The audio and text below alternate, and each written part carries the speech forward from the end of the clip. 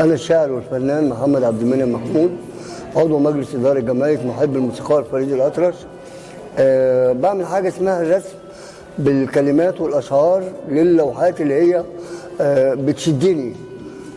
فبصراحة الأستاذة جيهان ربيع عملت بيئة ريفية جميلة جدا جدا بتفكرنا فعلا بالريف، ولوحة اللوح كلها صادقة 100%. ده اللي خلاني بكتب مربع عن كل لوحة هي بتقول ايه. فعلى سبيل المثال مثلا لو قلنا مثلا على اللوحة دي: أنا والمكنة عشنا أحباب، ياما خيطنا كتير أتواب، مصدر رزقي وأكلك عيالي، بنلبس عواجيز وشباب. لو جينا مثلا للوحة دي الشاي بتاعنا ملوش مثيل، دي حقيقة وماهوش تمثيل. بس السؤال: ايه سكرك؟ سكر زيادة ولا تقيل؟ لو جينا مثلا الناحية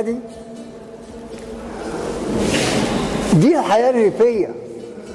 الست بتجيب الأكلة اللي بيحبها الفلاح اللي هو جوه الحقل وفي الغيط وتعبان، وبتصالحه كمان لو زعلان منها، فجايبه له حله محشي.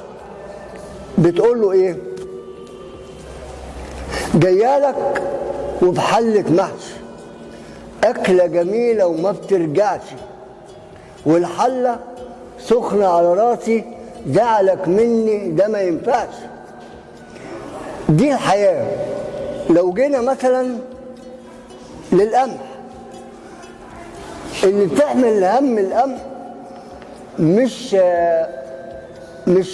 مش واحدة عادية، دي فلاحة وعارفة يعني ايه القمح. فبتقول له: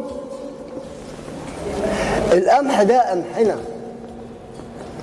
يا رب كمل فرحنا، والمصر راح يجني كتير، مصر اللي عايشة في قلبنا. لو جينا بعد كده للحياة، أولا ما بيحملوش هم للمية في الريف. تقطع ما تقطعش المواسير العداد، لا، في طرمبة. الطرمبة دي احنا اتربينا عليها من صغرنا. فلما حتى الطفل هو عارف هيشرب ازاي، فبيروح للطرمبة من غير بابا ومن غير ماما اللي بتاعتنا دي، عادي لا مؤاخذة، يعني بلغته هو عارف هو رايح فين وهيشرب ازاي، وابوه وامه عارفين ان هو هيشرب، مفيش اي مشاكل. فبيعمل ايه؟ بيمسك الطرمبه ويشغلها. فبيقول ايه؟ هو بيقول ايه؟ الطرمبه دي بتاعتنا، شربنا منها جوه بيتنا، وبتحمينا وبتهنينا، تروينا وتروي حكايتنا. ده جزء من الحدوته. اما الحدوته كبيره جدا.